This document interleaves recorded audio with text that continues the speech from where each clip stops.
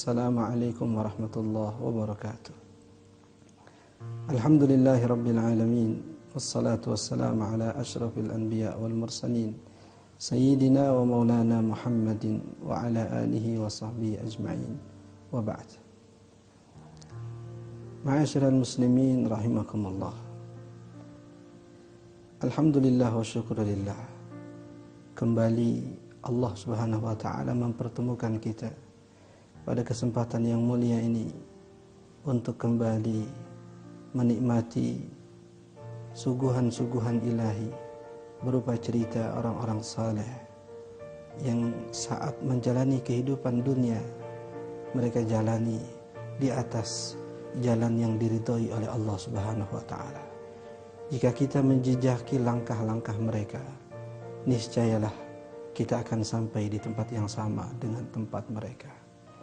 Pada kesempatan kali ini kita akan mendengar cerita tentang Al-Imam Abu Muslim Al-Khulani rahimahullahu ta'ala, salah seorang kibar ulama tabi'in yang cerita karamah, kemuliaan dan kelebihan-kelebihan yang Allah anugerahkan kepada beliau direkam, dicatat dalam kitab-kitab yang ditulis oleh para salafun saleh untuk menjadi ibrah dan pelajaran bagi kita generasi belakangan. Dalam riwayat ini Al-Imam Abu Muslim Al-Khulani rahimahullahu ta'ala diceritakan oleh Al-Imam An-Nawawi dalam kitab Bustanul Arifin. Beliau diceritakan bahwa Abu Muslim Al-Khulani rahimahullahu ta'ala suatu saat membawa 1 dirham pergi ke pasar untuk membeli gandum agar dibuat roti untuk keluarga beliau. Kan tetapi saat sampai di pasar, beliau didatangi oleh seorang pengemis seraya meminta kepada beliau sesuatu untuk dimakan. Al-Imam Abu Muslim Al-Khulani rahimahullahu ta'ala beranjak ke tempat yang lain.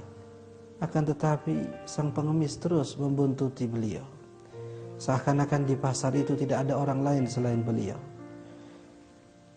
Saat itulah akhirnya Abu Muslim Al-Khulani rahimahullahu ta'ala menyerahkan uang yang beliau bawa. Hanya 1 dirham yang beliau bawa, dan 1 dirham itu pula yang beliau berikan kepada sang pengemis tadi. Setelah menyerahkan uang 1 dirhamnya kepada sang pengemis, Al-Imam Abu Muslim Al-Khulani rahimahullahu ta'ala pun kembali ke rumahnya tanpa membawa sesuatu untuk diberikan kepada keluarganya. Lalu di tengah jalan beliau menyaksikan ada seorang nejar atau tukang kayu yang sedang menggergaji kayu-kayunya.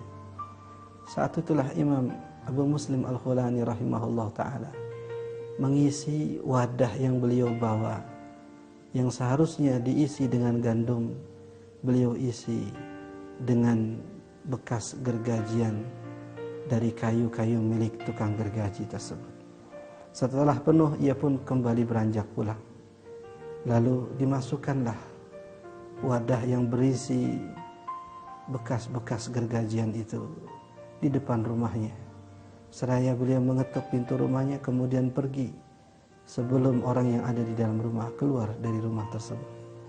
Saat sang istri membuka pintu yang diketuk oleh Imam Abu Muslim, beliau dapati wadah yang tadi dibawa oleh sang suami ke pasar sudah diletakkan di depan pintu rumahnya, bahkan sudah terisi dengan sesuatu yang ada di dalamnya.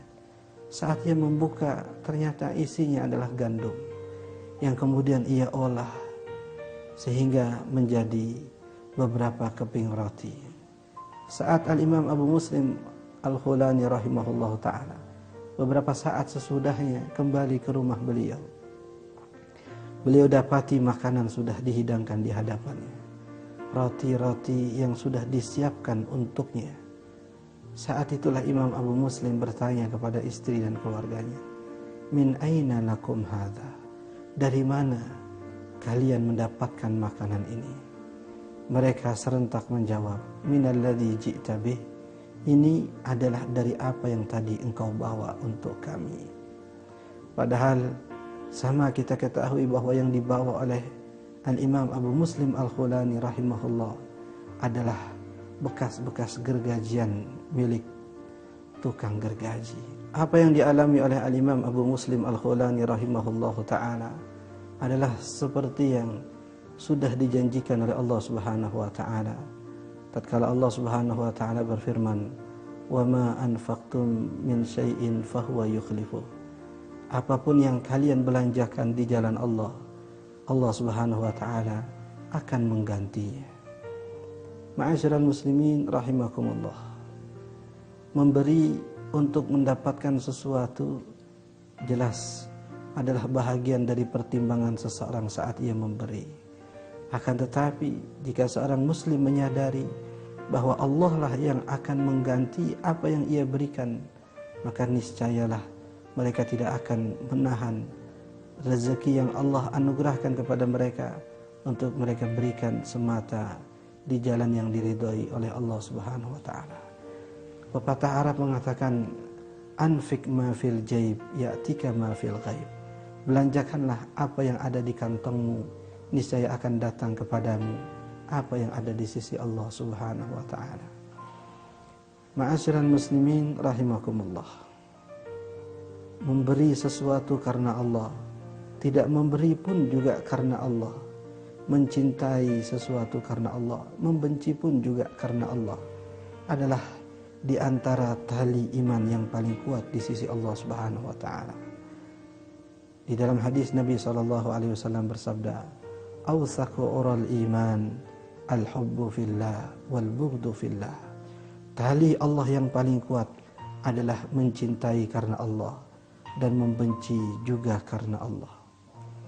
Maka para salafun saleh tatkala mereka semata mencintai yang dicintai oleh Allah, membenci yang dibenci oleh Allah Subhanahu wa taala, maka kuatlah tali ikatan iman yang ada di dalam dada, sehingga tali iman tersebut sanggup untuk menyelamatkan dan membimbing mereka hingga selamat dunia hingga akhirat kelak. Ma'asyiral muslimin rahimakumullah. Al-Imam Abu Muslim Al-Khulani rahimahullahu taala adalah salah seorang kibar ulama'i tabi'in di zaman Sayyidina Abu Bakr As-Siddiq radhiyallahu taala anhu arda.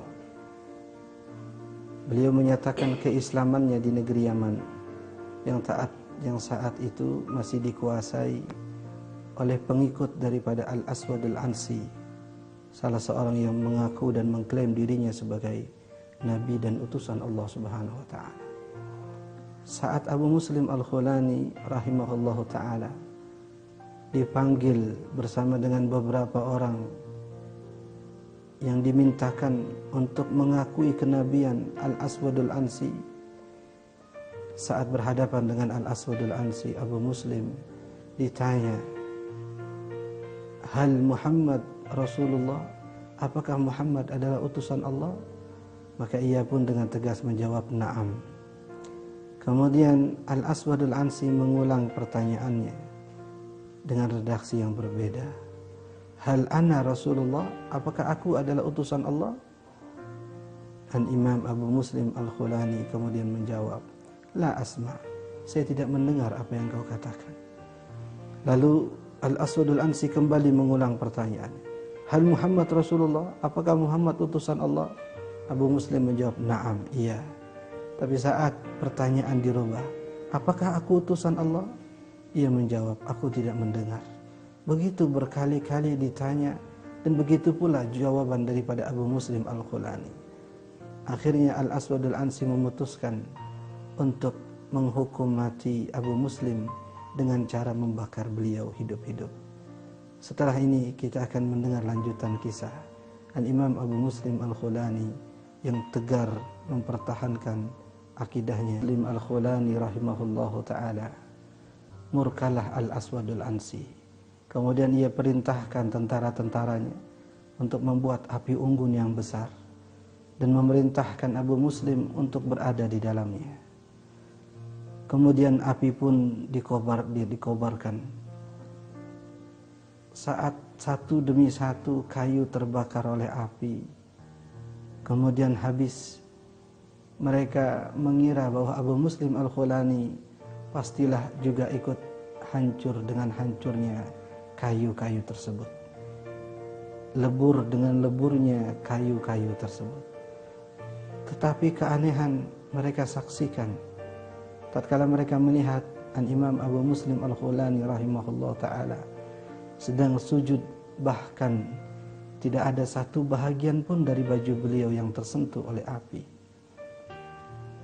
Ma'asyiral muslimin rahimakumullah, karena khawatir dengan pengaruh Abu Muslim Al-Khulani rahimahullah ta'ala, maka Al-Aswadul Ansi memerintahkan untuk mengusir Abu Muslim Al-Khulani dari negeri Yaman. Berangkatlah Al-Imam Abu Muslim Al-Khulani rahimahullah ta'ala ke Madinah untuk menjumpai para sahabat Nabi SAW. Saat beliau datang, beliau mendapati zaman Sayyidina Umar bin Khattab radhiyallahu ta'ala. Tempat pertama yang dituju oleh Abu Muslim Al-Khulani adalah Masjid An-Nabawi. Disitulah beliau melepaskan lelah dengan salat 2 rakaat. Saat itu Sayyidina Umar bin Khattab radhiyallahu ta'ala anhu menyaksikan ada orang asing di dalam masjid. Setelah melihat tanda-tanda, membaca dan memperkirakan orang yang ada di hadapannya, Sayyidina Umar radhiyallahu ta'ala anhu setelah memberi salam kemudian ia bertanya, "Apakah engkau Abu Muslim Al-Khulani?" Maka ia pun menjawab, "Na'am, ya Amirul Mukminin." Saat itu Sayyidina Umar bin Khattab radhiyallahu ta'ala anhu merasakan kegembiraan yang luar biasa. Ia peluk Abu Muslim Al-Khulani rahimahullahu ta'ala, seraya ia meminta kepada Allah Subhanahu wa ta'ala, berdoa kepada Allah Subhanahu wa ta'ala, "Ya Rabb, aku bersyukur kepadamu lantaran engkau adakan di umat Rasulullah sallallahu alaihi wasallam yang engkau perlakukan seperti yang engkau lakukan kepada Nabiullah Ibrahim alaihi salam." Allah Subhanahu wa taala menceritakan di dalam Al-Qur'an betapa Nabiullah Ibrahim alaihi salam tatkala ada di dalam api unggun yang dibuat oleh raja yang zalim saat itu, Namrud, akan tetapi sedikit pun tidak ada bahagian dari tubuh Sayyidina Ibrahim yang dimakan oleh api. Begitulah pula yang dialami oleh Sayyidina Abu Muslim Al-Khulani rahimahullah ta'ala. Inilah yang digarisbawahi oleh para salafun salih tatkala mereka menyatakan, "Ma jaza an takuna mu'jizatan li nabi, jaza an takuna karamatan li wali." Sesuatu yang boleh menjadi mukjizat bagi seorang nabi pun juga boleh menjadi karamah bagi seorang wali. Jika Sayyidina Musa alaihi salam membelah lautan untuk kemudian menyeberanginya, pun juga seperti itu yang pernah diceritakan tentang Al-Imam Ala Al-Hadrami radhiyallahu ta'ala anhu, salah seorang sahabat Nabi sallallahu alaihi wasallam, yang dengan pasukan yang beliau bawa menyeberangi lautan, bahkan tidak ada satupun bahagian dari kuda-kuda yang mereka tunggangi yang terkena basahnya air laut. Ma'asyiral muslimin rahimakumullah, satu demi satu cerita para salafun salih kita bisa temui sebelumnya pernah diceritakan pada kisah para nabi dan para rasul utusan Allah Subhanahu wa taala. Ini semua menunjukkan betapa sumber dari segala sesuatu kebaikan adalah Allah Subhanahu wa taala, yang menganugerahkan ketakwaan, keimanan kepada seseorang adalah Allah Subhanahu wa taala. Yang mengarahkan, yang membimbing, yang memberi inayah, taufik dan hidayah pun juga adalah Allah Subhanahu wa taala. Sebagaimana Allah kuasa memberi itu semua kepada para salafun salih, pun juga Allah berkuasa untuk memberikannya kepada generasi-generasi sesudah mereka. Apa yang diceritakan dalam riwayat ini menggambarkan kepada kita betapa kesolehan orang yang soleh sebelum bermanfaat untuk orang lain telah juga bermanfaat untuk diri mereka. Merekalah orang yang pertama merasakan kesolehan dan ganjaran dari kebaikan mereka di sisi Allah Subhanahu wa taala, sehingga dengan kebaikan dan kesolehan itulah mereka merasakan ketenangan hidup di dunia dan bisa menggapai kebahagiaan di akhirat kelak. Sayyidina Umar bin Khattab radhiyallahu taala anhu, "Ya Rabb, aku bersyukur kepadamu lantaran engkau pertemukan aku dengan seseorang yang engkau perlakukan seperti engkau memperlakukan Nabiullah Ibrahim alaihissalam." Menunjukkan kepada kita bahwa orang-orang saleh di antara cita-cita dan angan-angan mereka adalah dipertemukan dengan orang-orang saleh lainnya. Itulah yang pada pertemuan yang lalu pernah disampaikan oleh Imam Syafi'i rahimahullahu taala, "Uhibbus salihina walastu minhum." Aku cinta dengan orang-orang saleh walaupun aku bukan termasuk golongan mereka. La'alli an anala bihim syafa'ah, dengan harapan aku akan mendapatkan syafa'ah dari mereka. Wa akrahu man tijaratuhul ma'asi wa in kunna sawa'an fil bid'ah, dan aku benci dengan seseorang yang senantiasa ada dan melakukan kemaksiatan kepada Allah Subhanahu wa taala walaupun kita memiliki modal yang sama. Ma'asyiral muslimin rahimakumullah, apa yang disampaikan dan diceritakan oleh Al-Imam Subki rahimahullahu taala tentang kehidupan Al-Imam Abu Muslim Al-Khulani rahimahullahu taala sekali lagi memberi motivasi kepada kita betapa manusia-manusia yang memuliakan apa yang dimuliakan oleh Allah Subhanahu wa taala pastilah akan juga dimuliakan oleh Allah Subhanahu wa taala di dunia sebelum di akhirat. Al-Imam Abu Muslim Al-Khulani rahimahullah meninggalkan negeri tercinta beliau, datang ke kota Madinah semata untuk bisa berdekatan langsung dengan baginda Nabi sallallahu alaihi wasallam, berinteraksi langsung dengan para sahabat-sahabat Rasulullah sallallahu alaihi wasallam, melihat secara langsung kehidupan para sahabat yang notabene mereka senantiasa mengikuti dan menjejaki kehidupan baginda Nabi sallallahu alaihi wasallam. Dari cerita yang cukup singkat ini ada banyak pelajaran yang kita bisa petik. Betapa Allah Subhanahu wa taala tatkala ingin memuliakan seseorang, Allah Subhanahu wa taala tuntun mereka, bimbing mereka, beri hidayah kepada mereka, sehingga yang terucap dari lisan mereka, yang terlihat dari amal dan perbuatan mereka semata apa yang diridhoi oleh Allah Subhanahu wa taala. Itulah bahagian dari penjagaan Allah kepada mereka-mereka yang senantiasa menjaga perintah-perintah Allah. Di dalam hadis yang diriwayatkan oleh Sayyidina Abdullah bin Abbas radhiyallahu taala anhu, Nabi sallallahu alaihi wasallam bersabda, "Ya gulam, ihfazillaha yahfazka." Wahai gulam, jagalah Allah, niscaya Allah akan menjagamu. Ulama hadis menjelaskan bahwa yang dimaksud dengan menjaga Allah adalah menjaga perintah-perintahnya untuk senantiasa kita kerjakan dan menjaga larangan-larangannya untuk senantiasa kita hindarkan. Kemudian jawaban dari itu semua adalah yahfazka, niscaya Allah akan menjagamu. Allah jaga diri kita, Allah jaga harta kita, Allah jaga keluarga kita, bahkan yang lebih utama daripada itu, Allah jaga iman dan Islam kita. Lanjutan hadis pun juga menegaskan hal itu. Ketika Nabi SAW menyatakan, "Ihfazillaha yahfazka, ihfazillaha tajidhu tujahaka." Peliharalah Allah, niscaya engkau akan dapati Allah ada di hadapanmu. Apa yang ditekankan oleh baginda Nabi SAW dan dipesankan oleh beliau kepada Sayyidina Abdullah bin Abbas radhiyallahu taala anhuma adalah juga merupakan pesan bagi kita sebagai umatnya.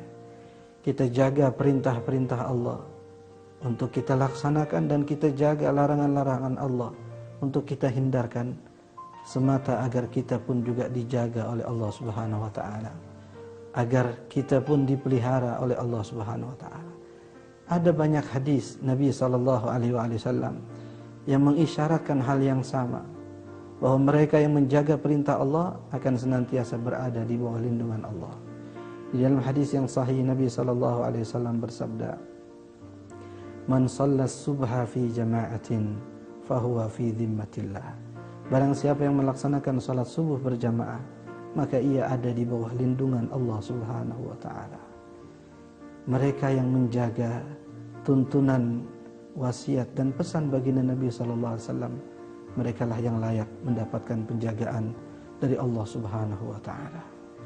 Di dalam redaksi hadis yang lain, Nabi sallallahu alaihi wasallam tatkala menjelaskan penjagaan Allah Subhanahu wa taala itu, beliau menyitir ayat Al-Qur'an, firman Allah Subhanahu wa taala, "Lahu mu'aqibatun min baini yadayhi wa min khalfihi yahfazunahu min amrillah." Mereka, para hamba-hamba Allah Subhanahu wa taala, senantiasa ada bersama dengan para malaikat yang berada di kanan, kiri, hadapan dan belakang mereka, menjaga mereka dari sesuatu yang bukan menjadi ketentuan Allah Subhanahu wa taala. Ma'asyiral muslimin rahimakumullah. Dengan cerita yang seperti inilah hati kita bisa tersentuh, sanubari kita bisa terenyuh, bahkan iman dan Islam kita bisa bertambah. Inilah tentara-tentara Allah yang bekerja siang dan malam senantiasa menggelorakan semangat iman dan Islam kita. Dengan cerita-cerita yang seperti ini kita berharap Allah Subhanahu wa taala senantiasa menggelorakan iman dan Islam di dalam dada kita, menyemangatkan raga dan rohani kita untuk senantiasa taat dan tunduk kepada perintah-perintahnya. Semoga yang sedikit ini ada manfaatnya. Aqulu qouli hadza